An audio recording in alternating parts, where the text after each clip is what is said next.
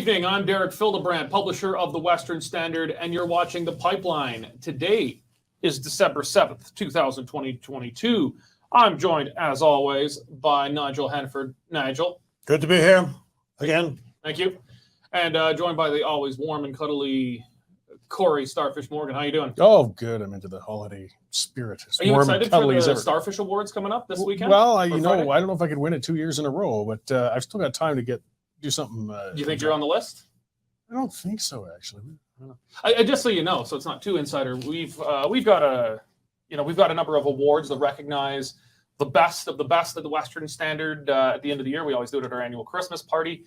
And one such award, my favorite award, is the Starfish. And this is awarded to the Western Standard employee or senior contractor who has the biggest screw up of the year. And the award is actually named in honor of Cory Morgan. It really is the Cory Morgan Award. It's called the Starfish for Cory Morgan's notorious itchy starfish comments on the air last year. Well, I got to the point. There's worse terms I could use for a starfish. Well, if any of you are wondering what the Starfish is referring to, just ask in the comments, and maybe Cory will go on later. Urban Dictionary helper. Just go on to Urban Dictionary for itchy starfish. Yeah. And we're going to end that part of the conversation there because it got you an award created in your honor last year. Well, we'll see. Worth it. We've got some great nominations this year. Unfortunately for all of you, you will not see us. This is really R-rated Western Standard behind closed doors. It's not family friendly. So, okay, let's get into it. Well, actually, before we get into it, a message from my favorite sponsor, Cory. It's the Canadian Shooting Sports Association. That ties into something we're going to talk about today, too, because our property and firearms are under threat right now. And the CSSA is an organization for people who own, enjoy firearms, no matter what you do with them. You don't have to explain yourself, a hunter, a collector, target shooter. They're the guys standing up for you. If you want to keep your firearms, keep your property, you got to get together. You've got to organize. You got to have an association. And that's what they are. And they are lobbying on your behalf and challenging the government. So if you want to get on and get that membership, which is well worth it, it's at cssa-cila.org or Google Canadian Shooting Sports Association. Probably the easiest way to get there. And invest in protecting your property, guys, because you're going to lose it. Yeah, absolutely. Actually, that reminds me, I forgot to mention our topics off the top. We're going to be talking about the latest Liberal gun grab being massively expanded with an amendment to the bill and really backfiring on them. They can't pretend not to be taking away regular hunting rifles anymore. They nakedly are now. We'll get into that in a bit. The press gallery, the Canadian Parliamentary Press Gallery, has expelled Blacklock's reporter. I'm sure regular listeners, watchers, and readers of the Western Standard will see it. They were a great news service, the Western Standard Contracts, doing a lot of the work we do on Parliament Hill, expelled by the Parliamentary Press Gallery from the Parliament Hill facilities. And the University of Calgary's racist hiring policies. Absolutely insane, no pun intended, black and white racism coming in the hiring policies of the University of Calgary. The Western Standard's done a lot of digging into this, coverage of this, and we're gonna get skinny on it. Okay, before we get going though, I want to remind you all that if you're not yet a member of the Western Standard, shame on you. You should be. Become a Western Standard member. It's only $10 a month or $100 a year to get unlimited access to all Western Standard content. No more paywall. We got to pay the bill somehow if we're going to compete with the government-funded media. Go to westernstandard.news, click on membership, get one for yourself, or better yet, get one for yourself and your kid or your grandkid who's going to university, getting all sorts of weird woke stuff put in their heads. Get them some genuinely independent and Western-based media. Okay, so let's get into it. The Liberals have been trying to turn gun control. They've always tried to make gun control a wedge issue, but for the most part, with the exception of the gun registry, it had become temporarily somewhat depoliticized in Canada. There was what was generally considered a consensus policy that we're going to classify firearms by functionality, not by the way they look, but by what they can do. There was unrestricted firearms for which you still need a license and background checks, but that's small guns like 22s, gopher guns, most rifles and shotguns that are obviously not fully automatic. Then you had restricted, pretty much all handguns, a few select rifles or shotguns, and then you had prohibited, which is essentially automatic weapons and rocket launchers, really cool stuff I wish I could get. But alas, I can't. Those are just really, if for certain families, certain people have, say, World War I and II heirlooms, be able to keep it in the family, and there's essentially you're not allowed to use them. They have to be under lock and key 24 hours a day. But the Liberals have really started to see this as a good political issue and try to use it as a wedge with the Conservatives. And, you know, too many Canadians, particularly in big cities, not exclusively, but particularly in big cities, just don't understand guns. They think it's a weird thing. If you have guns, there's just something weird about it. They don't understand, and they don't take a laissez-faire view of it. They say, well, you don't need it. You don't need a gun, so therefore you shouldn't have it. And so they've been introducing bill after bill, banning more guns unreasonably. We have the famous ban of the buying and selling of handguns in Canada. So now you can only buy them if you're a criminal. But then this latest bill came, tightening up a few things further. But then the Liberals introduced at the committee stage an amendment to the bill, which wildly expanded the scope and scale of what it's trying to do.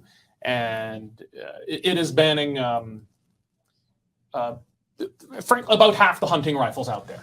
If it is a semi-automatic rifle with a detachable magazine, it is now going to be illegal. And that is, I don't know, I gather maybe a third of the hunting rifles out there. You know why people like detachable magazines on guns? So you don't shoot yourself getting in and out of a tree. The number one thing, one of the first things they teach you when you're learning firearm safety in a course is if you're climbing in and out of a tree, or you're going over a fence or something, you're doing something, a bit weird, you're supposed to make sure your gun is unloaded. Nothing in the chamber, no cartridges in the gun. And without a detachable magazine, like a 30-30 Marlin I've got, they go in the gun itself. And you have to cycle the thing. It's a pain in the ass, and if it's cold, you don't sometimes do it. It's dangerous. Magazine, pop it out, get in the tree. It's a safe thing to do. That's why hunters like it. But banned now. Cory, you're a bit of a gun guy.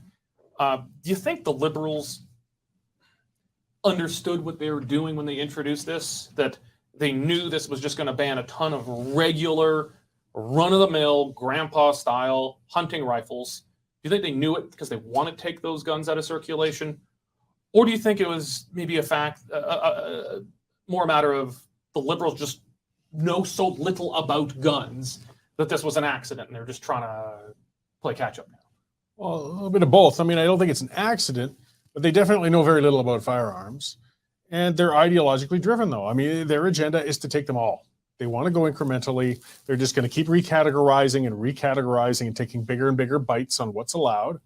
And until eventually nobody owns a firearm whatsoever. There's no doubt that's where they want to go. And they're doing it piece by piece. The only question right now is whether they bit off a little too much in this increment and went too far, because they so loudly claimed, oh, we're not going after hunting rifles. Well, clearly they are. There's no doubt about it. These are distinctly hunting firearms they're hitting. So whether it was their own ignorance of what is a hunting rifle or what isn't, or their zeal and just trying to get as many as they can with this particular amendment in 21. But it's, again, nobody can keep a straight face and say this has anything to do with public safety at this point. So Mendocino, am I saying that right? Mendocino? Mendocino. He's saying we're not banning hunting rifles. But even those who support banning guns are more or less saying, well, yeah, it is. Like, these are simple hunting rifles. These aren't the really cool stuff. These aren't even like more advanced tactical sport shooting guns. These are run-of-the-mill, regular hunting rifles. There's a tendency in politics for those we oppose or disagree with, to always attribute malice to things that could be explained by incompetence. And I'm not sure. What do you think, Nigel? Was this a case of incompetence that the Liberals, because I'm willing to bet that there's not a single Liberal member of Parliament that is a gun owner. Many of them are protected by people who are heavily armed at all times. But I'd be willing to bet there's probably not a single gun owner in the entire Liberal caucus right now in the House of Commons. Would you chalk it up more to just they're ignorant of guns and didn't know, and this was maybe an error on their part, or that this is them active. They know what they're doing. They know they're banning a huge number of hunting rifles, and this is intentionally what they're doing. Couple of things. They can't not know the difference between something that they have already identified as in their minds as an assault weapon and what you have referred to just now as Grandpa's hunting rifle. But they've never defined what an assault weapon is. No, they haven't, and they can't. But they have a picture in their mind of what they're talking about. So they can't not know that they have now put the spotlight on an entirely different kind of firearm. So is it incompetence? No. I think it is actually poor judgment, because some of the people who they would expect to applaud this are actually saying, this isn't what we had in mind at all. I just caught something in the National Post this morning in which the woman writer was saying, look, the fact is that men kill women. This is, and she had statistics to make her point. She said, this is not helping. Instead of considering concrete solutions to stop gender-based violence, so many Canadians' attention is swept up debating hunting rifles that are rarely used in murder. So that's somebody who should have been on their side, who isn't. So in the messaging, there is certainly incompetence. As for malice, I do think, and I could be wrong, but I do think that there is a little boyish tendency in that party to do things that irritate and provoke people who don't agree with them. And well, we all kind of do that because it's fun. Well, I might once in a while. we're talking about How often do we like to own the libs? Like it's a childish instinct in all of us to goad the other side to make them upset. Okay, well, it's one thing for us to sit here among the three of us and goad the other side, but when you're playing serious politics and you want to get reelected in 3 years' time, it actually pays to not pick the low-hanging fruit and throw it on the ground. There are Liberals in Alberta, for example, who would be prepared to assist the party financially and vote for it. Not that it will do them much good, but they do have friends in Alberta, Saskatchewan, parts of BC. This sort of thing irritates people because it seems like we just want to stick it to you because you're in the West. Well, there's a few things here. There are, there's a fairly small minority of voters, but they're here, Liberal and even NDP voters in Alberta. But I bet you even they do, even though they're in Alberta and Saskatchewan, they're overwhelmingly not gun owners. You could do this in the United States, and I bet it would work almost as well in Canada. The number one determinant of how someone will vote in the United States, you can just do the data, is are they a legal gun owner? And if the answer is yes, there is a almost 100% chance they're voting Republican or for a smaller right-wing party like the Libertarians or something, or Ted Nugent if he's running as an independent or something. Gun owners in Canada, at least outside of First Nations, as a rule, do not vote Liberal, do not vote NDP. It's at least on the federal level, it's extremely rare. So, are there really votes to lose here? I think the only votes maybe to lose is that hunters have a unique sympathy as a part of the Canadian myth as, the man of the wilderness. So people who don't hunt still kind of idolize the hunter. For some reason, there's not much sympathy for the sport shooter who likes to take a pistol or an AR and murder some innocent paper. But the hunter, it's kind of a part of the Canadian myth. It's like the lumberjack and the Mountie. The hunter we kind of idolize to an extent. And so by picking on the hunter, well, the hunters might not vote Liberal, but Canadians, I think, have a broad sympathy, not always, but broad sympathy with the hunter, and that might hurt them politically. But, you were talking about this, they defined an assault weapon and then made a mistake. The problem is actually this bill was designed to finally define what the assault style weapons are. And they bungled it because there is no such thing. It's not based on functionality. I mean, the way they defined it was, a few things, bore, bore discharge and semi-automatic rifles with detachable magazines. There's a bunch of other things too. But so that's them trying to define it. But that is such a wild overreach, because previous attempts by the Liberals to vaguely define assault style was, well, it's got a black carbonite stock and it looks scary, therefore it's assault style. To their credit, the Liberals finally tried to actually come up with a functional definition of assault style, but that definition was clearly insane. It made no sense. So again, I'll put it to either of you. Is this incompetence or is this malice? I'm having a hard time figuring it out. Well, a little bit of both. We had I can't recall his name, but A big measure of incompetence, actually, but there is malice. There could be both. It's definitely driven by ideology and political benefit, trying to wedge the Conservatives, because most Canadians aren't gun owners. It's if the Liberals can make the election between gun owners and non-gun owners, well, the non-gun owners are going to win every time. There's just more of them. Even in Alberta, they would have. The majority of people don't own guns. We have a higher proportion here, but we had. Let's turn this maybe to something a bit more sensitive for the Liberals. You have the goaltender of the Habs. I can't recall his name. Corey Price. He's speaking of Carey Price. Yeah. Yes. Goaltender for the Habs. He put on TikTok or something, or Instagram something, picture of him in his hunting gear, holding a rifle, a very standard, non-controversial, otherwise non-controversial hunting rifle that would now be banned. And he's saying, "I'm not a criminal. I hunt. I care about my community, my family," opposing the Liberal ban on a huge number of hunting rifles here. The mainstream media can still sometimes shock me. The mainstream media went nuts saying, "Oh, how dare he does this," and then they had the Habs management groveling, apologizing. He didn't know about the Polytechnic shooting back in the early 90s. I don't know. Your comments, I've got no question about it, because I just don't understand that there was a shooting by a madman in the early 90s. Therefore, a hockey player in 2022 has to apologize for saying he should keep his hunting tools. Well, first of all, I'm glad that he chose hunting season to put it out there rather than non-hunting season. That may not have been a good PR move on his part if he had done it the other way around.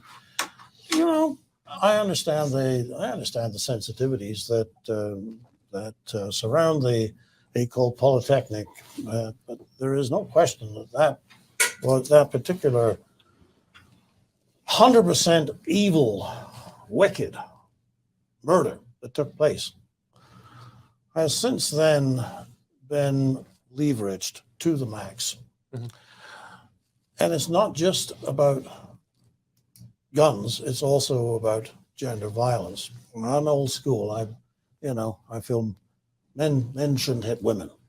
That's kind of where it's coming from. But this has now become a left-wing talking point.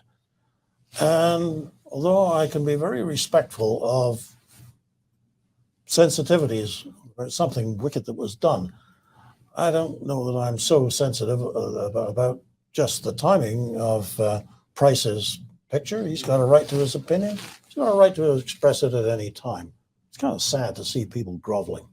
And he didn't, by the way. He said, "Look, my opinions haven't changed." Good for him. There may have been one little piece to it, though, because, in his, with his picture he had on the text, he also said he supports the CCFR, the Canadian Coalition for Firearms Rights. And the CCFR had run a campaign, some kind of promotion, where the promotional word you put in was poly, which I think was alluding to Polytechnic. Yeah. And I do not mean to beat up on CCFR just because they're not our sponsor and the Canadian Shooting Sports Association is. I don't mean to beat up on them. I actually really like the CCFR. There's great folks working there. I've got friends there. I support them too. But it did seem weird. I think they were trying to make a point about stop using a shooting roughly 30 years ago to try and disarm innocent law-abiding people today. I think that was their point, but it seemed like a poor way to make the point. It was poor, but I mean, it's getting to the point now. It's that same thing. It's the swarm. It's the swarm of the legacy media. It's the swarm of the Twitterati. It's the swarm of the social media. And again, Price he just said he liked the CCFR. Now, by extension, not even him, but mentioning a group that perhaps caused offense. And this didn't happen on the anniversary. That was yesterday. This happened near the anniversary. We've got an unwritten rule that apparently you can't demonstrate an affection for firearms within a week of the anniversary of the horrific, Mark Lepine's sick act. It's absurd. But again, it shows the mentality online. They will shout you down. They will make you ashamed of being who you are. Mm-hmm. And as you can see with the Habs, they're groveling and apologizing, and it works. But as you said too, legacy media never ceases to surprise with jumping on like that. We were talking about this earlier today. If you actually could ever get the statistics that would reveal how much criminality can be attributed to legal firearms owners, you would probably be utterly amazed how very, very little. The only data we have is from Toronto, because Toronto is the only city that started keeping track of crime guns. That is, firearms used in the commission of a crime. And I don't have the numbers in front of me, but we've covered this story before. And the police chief of the Toronto Police Service said it was something like 99 or 98% of the guns used in the commission of crime in Toronto are smuggled from outside Canada. Legally obtained Canadian firearms almost never make their way into crime. And frankly, I think the government seizing guns inappropriately like this is going to probably increase the number of Canadian guns that get into illegal circulation. Because, I don't know, I'd rather give my gun to a thug on the street than a thug in a parliament. Well, I don't know about that, but it's. I don't see one as being much better than the other. Don't want to give it thugs in Parliament. No argument. Yeah. At least one will probably pay fair market value. So I hear your phone ringing. Actually, this isn't on the agenda, but I'm going to add it in unilaterally right now. Yeah. The Saskatchewan Firearms Act. My God, what an inspired piece of legislation. So the Saskatchewan Firearms Act, I could be wrong, but this might be one of the... Quebec has had certain firearms legislation trying to make it more restrictive, essentially trying to keep the long gun registry. But Saskatchewan has brought in an incredible piece of legislation here.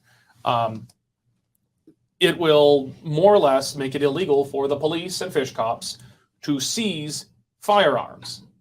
That falls under the duty of a confiscation officer. And to become a firearms confiscation officer in Saskatchewan, you've essentially got to sacrifice your firstborn child and put up a $1 billion bond or something. They make it damn near impossible.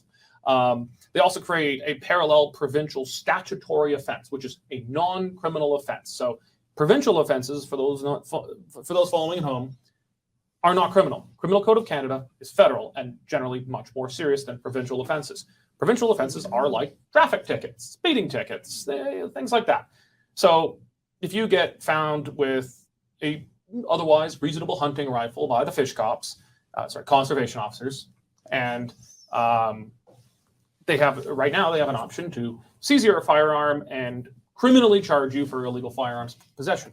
Now they have the option of just give you $100 ticket. Go about your day. And there's a few other pieces of it, but it's an incredible bill that if passed, I want to get your feedback, maybe starting with you, Cory, on what effect is this going to have on the ability of Ottawa to impose its will on firearms owners in places like this? Oh, it's going to be very difficult. I mean, there's going to be a degree of firearm owners, okay, they just follow the law, they'll grudgingly, and they'll loathe it and whatever, but if suddenly the law comes out and says this, and this are now illegal in my firearms cabinet, they'll say, well, I hate this, but I'm going to take them in and turn them into the RCMP and get my piddly little check and move on. But there's going to be a whole lot who are going to say, to hell with you, there's no way I am turning those in. Mm-hmm. And if the government wants their legislation to be effective, if they want it to actually work, that means they have to get them. So they have to find them somehow, which is going to take a lot of investigation. Billions and then the ones that they know of, they have to take. And if they don't have people on the ground to take them, how are you going to do it? They'll have, what are you going to do? You can't. So we can see battles coming, though. This talks about the things like the Saskatchewan First Act or the Sovereignty Act in Alberta. We're anticipating it because if the government starts coming and says, we're going to direct the RCMP, well, we're going to have some big issues then. And so it's interesting seeing the battle lines being drawn. We've got some interesting years ahead of us. So this is in Alberta, not what that particular act is in Saskatchewan. It's the Saskatchewan Firearms Act. Yeah. But Alberta is also, so we're not cooperating with Well, they it. said they're not cooperating. Alberta hasn't passed a bill No. adding provincial statute to it. But I think it'd be fair to call this essentially the Saskatchewan Firearms Sovereignty Act. This is a total defiance of federal orders. And it's not just enforcing federal orders, it's building parallel provincial law in direct contradiction to Ottawa, but using it within provincial jurisdiction to make it extraordinarily difficult for Ottawa to impose its will here. And that pushback is in Alberta, Saskatchewan, Manitoba, I believe, and To an extent, Manitoba. and New Brunswick. Some of it. That is quite an Yukon. accomplishment. Yukon as well. Yukon. To have so much of the government strongly pushing back against federal policy, that takes us in a whole different direction about division as a political weapon as used by the Liberal Party. But that is quite an accomplishment by the Liberals to get so many people so mad to push back against them. Gives me hope. I gotta admit, firearms I may or may not own that may or may not become illegal under these bills. I may or may not enjoy them significantly more knowing that I can only have them in Alberta and Saskatchewan. They'll just seem so much more dear, theoretically, if I were to own any of them. Yeah, Derek, you would feel better about living in Alberta or Saskatchewan anyway, wouldn't you? Oh, yeah. Of course you would. You know, one of our reporters, Jonathan Bradley, he was talking about building a poll, our daily poll on the site, and he said, here's an idea. You know, if the Alberta NDP won the next election, would you stay in Alberta, leave Alberta, or go to Ontario? And I said, Did we not have maid in there as an option? I thought that was... it was a different day, different poll. No, as an option. If the NDP medically comes- assisted suicide. Yeah, that might be a usable. Might be reasonable. Like I said, Ontario, like it. Alberta under socialists here is still better than the socialists who call them conservatives in Ontario. So I don't think so. Okay, well, we spent more time on guns than I expected because I took us down the Saskatchewan Firearms Act rabbit hole here. But more funny business in Ottawa. This time, not from the government itself, but by the government-funded media cartel. The Canadian Parliamentary Press Gallery expelling Blacklock's reporter. So for those of you who don't know, Blacklock's reporter is one of the extraordinarily, vanishingly small number of independent, non-government funded media in Canada. And they do work for the Western Standard and several other media outlets, essentially almost like a news service where they provide us information, good core information for a story, and then we write the story from there. But they do a ton of heavy lifting on investigative journalism, and they break so many great stories that we're able to use at the Western Standard in our content. It is a huge addition to the coverage we're able to provide with Matthew Horwood, our parliamentary bureau chief. And they break stories, and they're so small. It's a husband and wife operation, and they break more stories than Post Media, at least on Parliament Hill. They put so much of the mainstream media to shame, and they have now expelled Blacklock's reporter from the press gallery. Now they claim that it's because there was complaints that Tom Korski, the editor of Blacklock's reporter, was listening to videos or audio files without headphones on, disturbing people in common work areas. He was telling them to F off and being a generally unpleasant guy. They've not provided a shred of evidence to this. I wrote a formal letter of protest yesterday. Western Standard has press gallery access.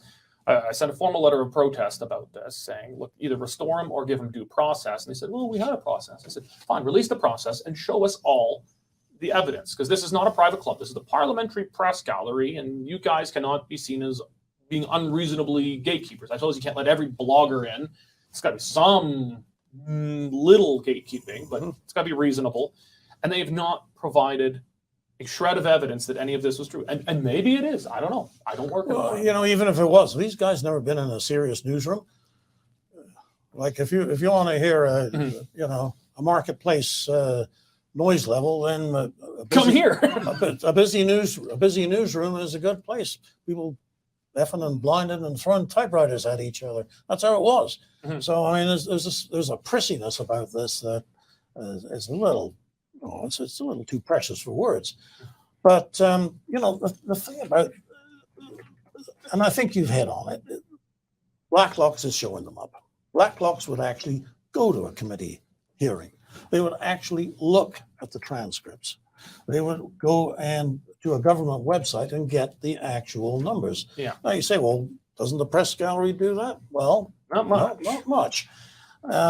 What happens with the press gallery, and it's not a formal process, but they get together and they sort of decide what the story is going to be and who the good guys are going to be and who the bad guys are going to be. And we used to find, I'm sort of drawing on memories of a different incarnation here, but when they get to a meeting, they have their questions primed about what they want to write about, not what the politician who has called the press conference wants to talk about. So they listen politely. When he starts to speak, they put down their pens, and when he has finished, they pick the pen up, and now they have their questions, which are about something completely different. Well, I don't think there's break necessarily step- anything wrong with that. Oh, I mean, because politicians often want to talk yeah. about what's convenient. They don't want to answer the tough It's questions. got to be both ways. I rarely have seen a politician say, okay, I screwed the pooch, and the Auditor General says I lost $20 billion in vaccines. So let's have a press conference and ask me questions about why I'm a screw up. They don't do that. So it is the press's question to ask tough questions, not necessarily what they want to talk about. The problem is, I think it's kind of going the other way around right now. The press is mostly talking about what the politicians want to talk about in Ottawa. They're not doing tough investigative work into stuff they don't want to talk about. Certainly And that's what since COVID. Blacklocks has been doing and embarrassing them over. That's certainly been the way since COVID came along. Where's our press release? Now we have our story. Yeah. So, Cory, I think there is a balance here. I think there is a role for a press gallery. Some people might disagree, fine. But, I mean, we're not going to allow anyone with a blog read by, you know, a guy and his mom into Parliament with unfettered access. There wouldn't be a good press system if we did. There's an unfortunate need for some sort of credentialing. But, you know, with Blacklocks out, I'm not positive because there are some other independent, non-government funded media in Canada. I'm not sure if any of them have accreditation on Parliament Hill or not, so I can't say. But it is possible this would leave us as the only media left physically in the press gallery that doesn't take government funding. And this is one of the worries I expressed in my letter to the press gallery president was this makes me worry that we're going to be next, that you've taken out one of the last, and now we might be the last. How worried should we be, or do you think this really is that Tom Korski was being a jerk? And we should be worried. I mean, it's a small, closed club, and they don't like the up-and-comers to a degree. And I think one of the sins that Blacklocks did, though, is they do, like we are prone to doing, like twisting the knife, saying, hey, we don't take tax dollars. We rub that in all the time, and we poke it. I never order people around here to rub that in. And it bothers them. It bugs them. I believe that's a part of it. And as Nigel said, also they've been showing them up a fair amount in there. They read Gazette, they go into that dull stuff, and they're getting these stories that a harder working press will do. It's concerning because we don't want government managing. As you said, there has to be some degree of access management. Don't want government doing it. You want press organizations doing it, but they're becoming an introverted group. Like something that's telling, because I searched it just to see if there was anything new before we started this show. And I Googled it. Because he was taken out by police. This was not minor. Police escorted him they physically dragged out him of there. Not a single legacy media outlet covered it. Not a thing. There's nothing in CBC, CTV, Global, Post Media, nothing. It just the TNC, Western Standard, Rebel Media, the independent outlets covered it. Those guys close ranks, and it shows the tight, introverted club they're becoming, and that makes me worried. It really does, because, I mean, they should be... I know it's easier said than done, but should be trying to change themselves as an institution with the changing world rather than closing it off, thinking they can save, an industry that's just not the way it used to be. It's scary stuff. Well, let's talk about another closed little club here, the University of Calgary.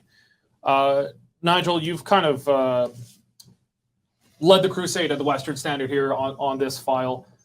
University of Calgary has got some new hiring policies that are, I can't think of any other word other than just blatantly racist, I suppose also sexist and other things, but give us the lowdown. Just tell us about this damn thing. Well, okay, so here it is. The university has made a decision to hire 45 new professors, and the positions are all to go to what they define as equity deserving individuals. That's the quote unquote, that's the words they use. That's the words they use. And so now we're seeing ads, and go to our website and look at there's two articles you should look at if this is your issue. One is by Ted Morton, who of course is a tenured professor there, as well as being a former cabinet minister in previous government of Alberta's progressive conservative governments. And he leads you to, and so do I, because I've grabbed it from his article, the actual job applicants, which will say something like, this is for we want a black economics professor, or we are hiring an Indigenous woman for this position, or it's a business professor at Haskayne will be awarded to a woman. Going back to the black one, it's not a question of white men need not apply. You better not be Asian or Latin American either, because you're not getting it.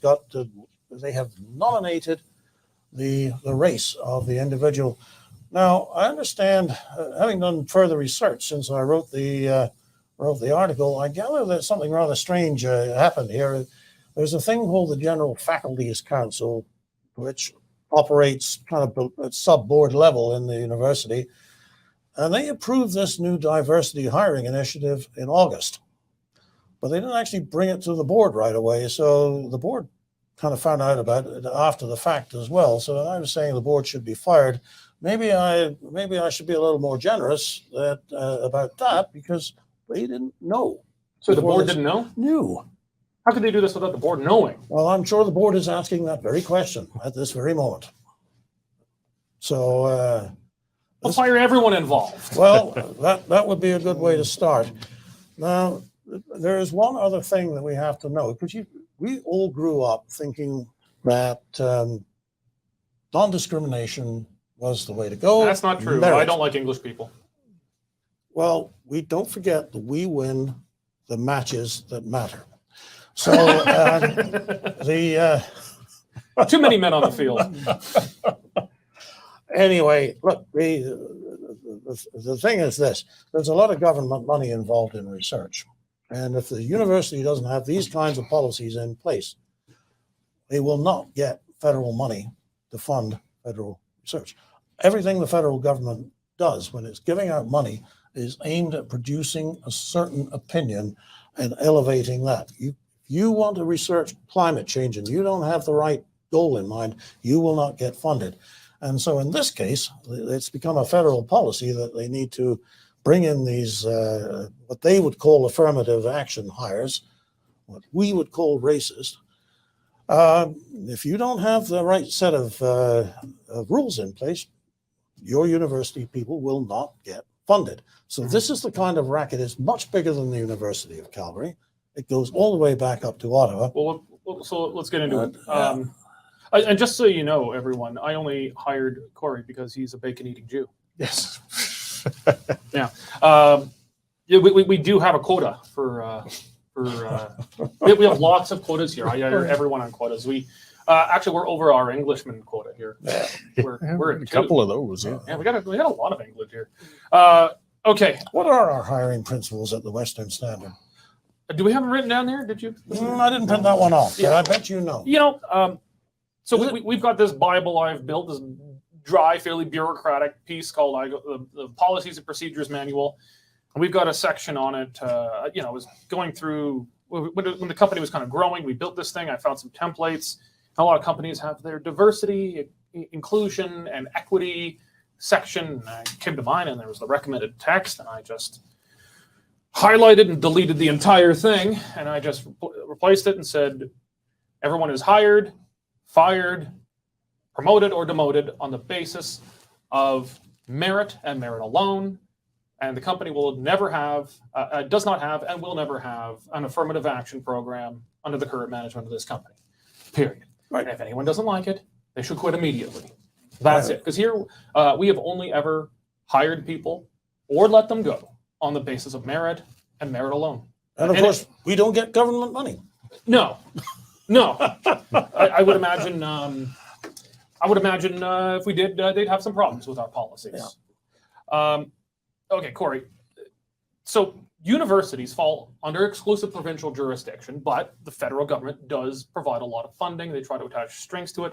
This is kind of one of the issues the Sovereignty Act should ostensibly be tackling, is federal meddling in clear areas of provincial jurisdiction here. But most of the money comes from the province. What would be the correct response here because we know the federal government doesn't care about this. They're, they probably boost their funding if they have quotas for people in blackface. But what's the appropriate response for the province here?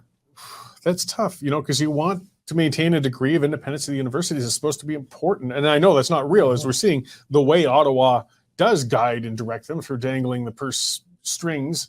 And if you get the province, particularly right now, we got to just say with the state of Alberta and where it is, I don't think Premier Smith needs to dive into this issue and seem to be getting prescriptive with university hiring policies. They get provincial money and they have a blatantly racist hiring program. Yeah, so let's just say they were willing and ready to take it on. Then they should be saying we need to have a truly inclusive hiring policy in your place or we won't fund you. It gets as simple as that. They may as well be that blunt. I can't see them doing it. The province can fire the board, though. They can, and I just can't see them doing it. Why? This seems actually like a winner to me.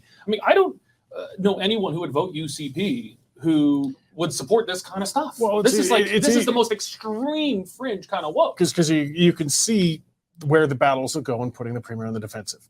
So they do that, and we can see question period already. Leader of the opposition. Madam Premier, why do you not want black people to get good jobs? And then Premier Smith has to explain why that's ludicrous. Why do you not want women to get jobs? They're just going to play it and beat it and hammer it, and it doesn't matter if it's a fact. And it's frustrating. Now, I'm just saying if the government was in a stronger position right now, maybe they can take on that war. Because this is absurd. We're supposed to be inclusive, and this is the complete opposite of it. Every one of those things, when you categorize a very specific gender or race, it means you're excluding everybody else, and two wrongs don't make a right. Well, and worse, I'd say, because what you do, when you have a quota system like this, you denigrate and take away from the accomplishments of people who might fall into some of these minority categories, yes, or women. I don't know why we call women minorities. They're actually about 51% of the population. But we take away. They're equity-seeking groups. Equity-seeking groups. Yeah, not minority. We take away from the accomplishments of these people. If there is a person in equity-deserving group category C, and they earned the job on merit. They were the best person, the hardest working person. And most of them there did at this point, yeah. No, you can't then look at this person and then wonder in the back of your mind, does this person deserve the job? You take away from those who are actually earning it from those groups.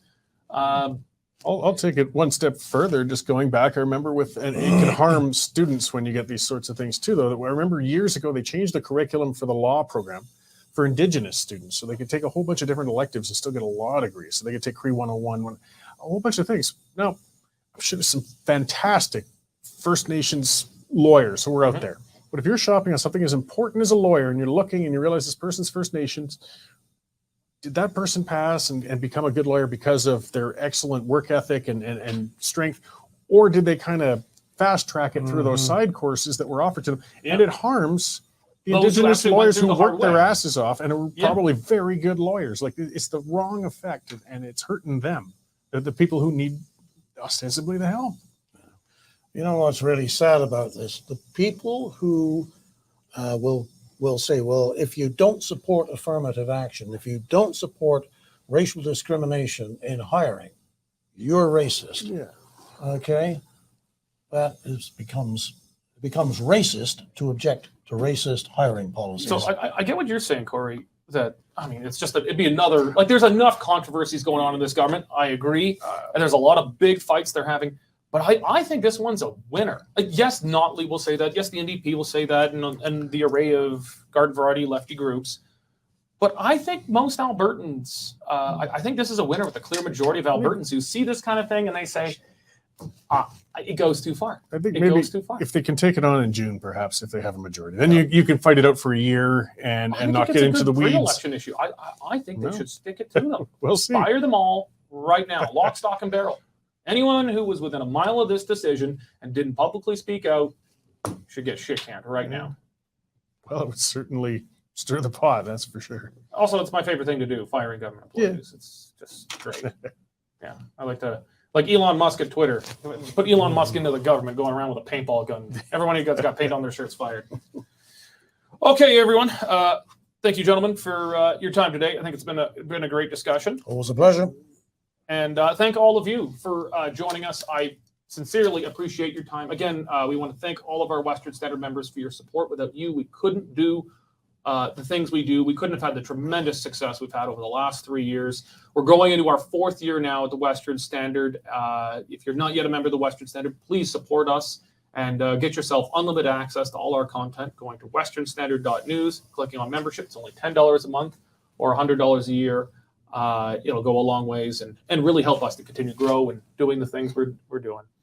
Also, actually, as we're heading into the Christmas season, I want to give a special thanks to someone who you don't see, who's behind the camera and probably got a weird grin on his face right now. Nico Abote, he is our broadcast editor. Absolutely fantastic guy. He's I'm sure if you've been watching us long enough, you've seen the huge increase in the quality of the production we're doing.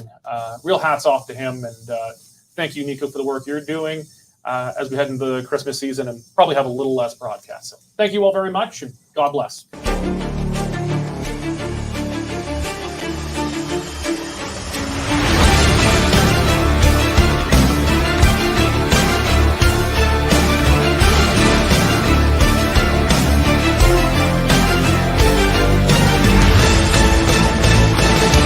The current Lethbridge feed grain prices are unchanged, with cash barley at $4.45, feed wheat at $4.56, and corn at $457 per ton. In the milling wheat markets, March Minneapolis futures are up 6 cents at $9.02, with local hard red spring bid for December movement at $11.45 per bushel. In the oilseeds, nearby canola futures are up $11.70 at $851.40 per ton, with delivered values for December at $19.08 per bushel. In the pulse markets, nearby red lentil prices remain at 33 cents per pound, and yellow peas are trading at $12.75 per bushel. In the cattle markets, February live cattle are unchanged at $153.62.5 per hundredweight. For more information and picked up on farm price options, give me a call at 403-394-1711. I am David Lee at Marketplace Commodities, accurate real-time marketing information and pricing options. Canadian Shooting Sports Association. Without the CSSA, our gun rights would have been taken long ago. These guys are on the front lines helping to draft smart and intelligent firearms regulations and legislation in Canada, and more importantly, educating the public about how we keep guns out of the hands of the wrong people. To become a member, it's absolutely worth every penny. You can become a Western Standard member for just $10 a month or $99